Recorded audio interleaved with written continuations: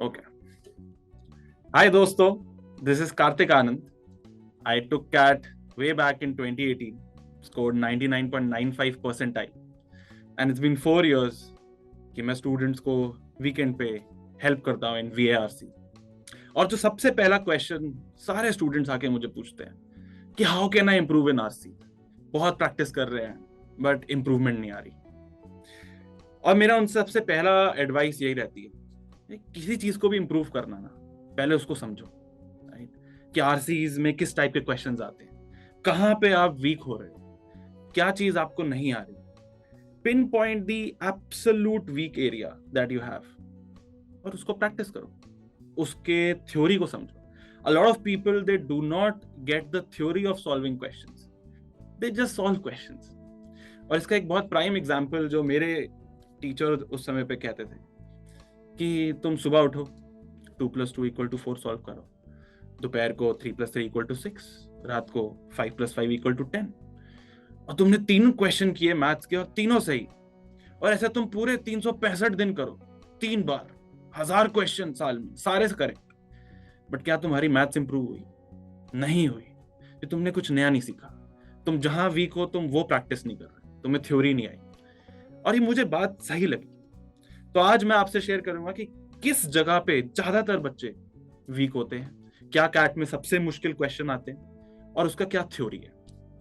So how can I increase my accuracy in RCs? First step, understand what kind of questions come in RCs, right? And the first and the very basic question type is fact based. Ram ने श्याम को क्यों मारा? राम ने श्याम को मारा because, and you copy paste a couple of lines from the passage. That's your answer. और इस type के बहुत क्वेश्चंस आते हैं कैट में, बहुत इजी.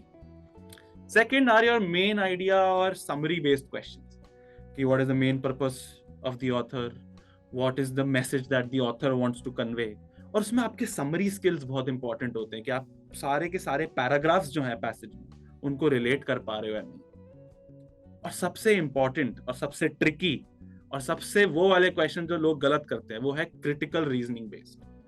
क्रिटिकल रीजनिंग बेस्ड क्या होते हैं? ऑथर ने जो बात करी है, क्या हम उसको समझ के दूसरे कॉन्टेक्स्ट में लगा पा रहे हैं? With which of the following options is the author most likely to agree with? In a conference, the author would support which of the following arguments?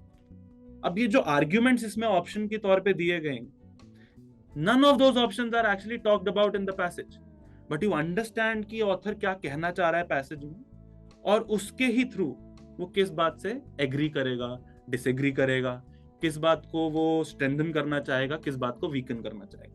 Those are the kind of questions जो critical reasoning में आते हैं. Strengthening the argument, weakening the argument, and which is the most asked question in CAT based on critical reasoning? Weakening the argument. Weakening the argument एक ऐसा question type है जो सबसे मुश्किल टाइप है. तो आओ weakening the argument के बारे में बात करते हैं और उसका एक क्वेश्चन करेंगे. Now when I talk about weakening the argument, सबसे पहले बच्चे आके बोलते हैं सर weakening मतलब negation, हमने ऑथर का उल्टा बोलना. एंड ये सबसे बड़ा हमारा ट्रैप है. Weakening is not equal to negation. ऐसा क्यों? अगर ऑथर ने बोला राम ने श्याम को मारा और मुझे इसको वीकनिंग करना है, कहीं नहीं मैं ये नहीं बोल सकता कि नहीं नहीं राम ने श्याम को नहीं मारा, राम था ही नहीं, श्याम था ही नहीं. We can't say that. Why? Because it is based on the first principle of RC, that is author never lies. हम ये कभी नहीं बोल सकते कि ऑथर झूठ बोल रहा है. नेगेशन क्या है? कि वो झूठ बोल रहा है, जो ऑथर ने लिखा है वो सब गलत है. We can't say that. Author कभी झूठ नहीं बोलता. That is the first principle of RC. Then how do you negate? You have to find a flaw in the author's argument. Now understand this. एक बहुत ही प्यारे से ग्राफ के through मैं आपको समझाऊंगा. जनरली नेगेशन कैसे आता है? There would be some effect that the author has observed, और वो absolute truth है, कोई उसको बदल नहीं सकता. Okay? So there is some effect. ये ऑथर ने क्या किया है? Observe. This is reality. Then author क्या करता है? The author, he supposes. क्या? He supposes or I can say assumes. Author assume क्या करेगा? एक cause. Author बोलता है may be this is the cause. माने जैसे अगर मैं एक एग्जांपल लूं, may be the effect is कि घास गीली थी. अब ऑथर एक सपोज कर रहा है, अज्यूम कर रहा है, क्या पता बारिश आई होगी. ओके, अगर घास गीली थी, ये मैंने ऑब्जर्व किया, छू के देखा, ऑथर ने लिख दिया घास गीली थी. उसने सपोज क्या किया? मे बी बारिश आई होगी. अगर हमें इसको वीकन करना है, मैं ये नहीं कह सकता है कि घास तो सूखी थी. तो अगर मैं वो बोल रहा हूं तो मैं बोल रहा हूं ऑथर झूठ बोल रहा हूं, विच कैन नॉट हैपन. तो मैं क्या बोलूंगा? मे बी आज स्प्रिंकलर चले थे. स्प्रिंकलर जो घास के पानी देने के लिए होते हैं. तो मैं अब कैसे वीकन करूंगा? I give an alternate cause. तो मैंने क्या वीकन किया? मैंने कॉज वीकन किया जो ऑथर ने सपोज किया था. Right, so this is some relation जो ऑथर ने सपोज किया था. मैं इस इफेक्ट को वीकन नहीं कर रहा. इफेक्ट तो था ही, घास तो गीली थी ही. What did I weaken? This causal relationship by giving an alternate cause. So what happened? If I say आज स्प्रिंकलर चले थे तो बारिश होने की प्रोबेबिलिटी मैंने गिरा दी, and that is known as weakening the argument, not negation. कि मे बी ऑथर ने बोला था कि यार बारिश हुई होगी तभी घास गीली है, बट इफ आई से कि नहीं आज तो स्प्रिंकलर चले थे इस वजह से घास गीली है, that weakens the argument. So it's not negation, it is not कि ऑथर झूठ बोल रहा है, it is providing an alternate cause for the same effect. That is our negation का basic principles. तो इसी principle को use करके let's do one question. That's one sample question. You can pause the video, read the question, attempt it, and I'll share the answer in about a couple of seconds.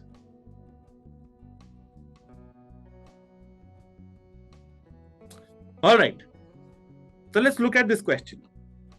यहाँ पे एक journalist is saying that in physics journals, the number of articles reporting the results of experiments involving particle accelerators was lower last year than it had been in previous years.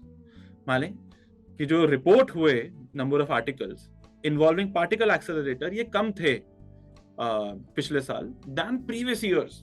मतलब काफी सालों से बहुत सारे articles publish हो रहे होंगे, पिछले साल बहुत कम हुए. अब ये एक इफेक्ट है जो ऑथर ने ऑब्जर्व किया, ये सत्य है. Now what the author is doing is providing you और supposing a cause. Several of the particle accelerators at major research institutions were out of service the year before last for repairs. So it is likely that the low number of articles was due to the decline in availability of particle accelerators. उसने क्या बोला कि काफी सारे particle accelerators जो major research institutions में है वो रिपेयर के लिए गए हुए थे, तो काफी लोग यूज नहीं कर पाए होंगे. Maybe because of this reason we saw less number of articles reported. तो ऊपर जो था पहली लाइन वो था एक इफेक्ट, नीचे आया एक कॉज जो ऑथर ने सपोज कर लिया. क्वेश्चन क्या कह रहा है? Which of the following if true most seriously undermines the journalist's argument? Now, most seriously undermines, weakens, all of these are different variation of weakening the argument type of critical reasoning question. मतलब इन पांचों option में से क्या एक चीज सत्य है अगर, तो the cause कि it was because of availability of particle accelerator जो ऑथर ने सपोज करी है in the second line, वो कॉज को हमें मिनिमाइज करना है, वीकन करना है कि उसकी वजह से नहीं हुआ. Maybe there is some alternate reason, maybe sprinklers चले थे, जैसे घास गीली थी तो स्प्रिंकलर्स चले, उस टाइप का. You have to find one of the reasons. Can you figure it out? Let's look at option A. Every article based on experiments with particle accelerators that was submitted for publication last year was actually published. वो बोल रहे जितने articles दिए थे सब publish हुए. इसका मतलब क्या कि नंबर ऑफ आर्टिकल्स ही कम मिले थे, क्योंकि number of articles that got reported in physics journals were lower. और अगर सारे दिए हुए पब्लिश हो गए, we have not provided any alternate reason. If the author is saying that there were less number of particle accelerators, maybe that was the reason. So A is not weakening. No alternate reasoning provided. Let's look at B. The average time scientists must wait for access to a particle accelerator has declined over the last years. Was it B saying? B क्या कह रहा है? The average time scientists must wait to get access to the device has reduced. अगर time reduce हो गया तो हर आदमी जल्दी जल्दी एक्सपेरिमेंट कर सकता है. अगर वो जल्दी जल्दी एक्सपेरिमेंट कर सकता है तो ज्यादा पब्लिश होने चाहिए थे. बट अल्टीमेटली हुआ क्या? कम पब्लिश हुए. Is there any alternate reasoning? There is no reasoning. B से भी कुछ फायदा नहीं हुआ. Look at C. The number of physics journals was the same last year as in previous years. This is a typical example of negation. Author ने पहली line में क्या बोला है? Lower last year than previous years. C क्या कह रहा है? Same last year as in previous years. तो तुम बोल रहे हो ऑथर झूठ बोल रहा है. ऑथर कभी झूठ नहीं बोलता.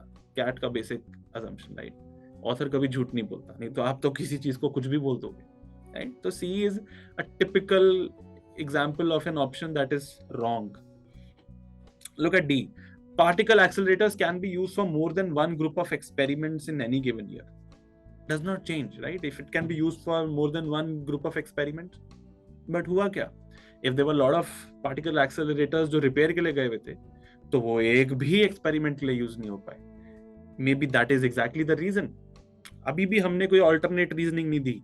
An alternate reasoning is provided on option E, which is the correct answer. Correct answer is actually option E. Okay, we also mark it out here. It's E. E क्या कह रहा है? देखो बड़े ध्यान से. Recent changes in the editorial policies of several physics journals have decreased the likelihood that articles concerning particle accelerator research will be accepted for publication. उसने क्या बोला है? मे बी ये जर्नल्स ने क्या करा, अपना जो उनका क्रिटिकल एग्जामिनिंग अथॉरिटीज होती हैं, जो सोचती हैं, डिसाइड करती हैं कि ये पेपर एक्सेप्ट करना है या नहीं करना है, इस पब्लिश करना है इस रिपोर्ट को या नहीं, उन्होंने क्या करा, लाइकलीहुड डिक्रीज कर दी कि कोई पार्टिकल एक्सेलरेटर रिसर्च एक्सेप्ट हो.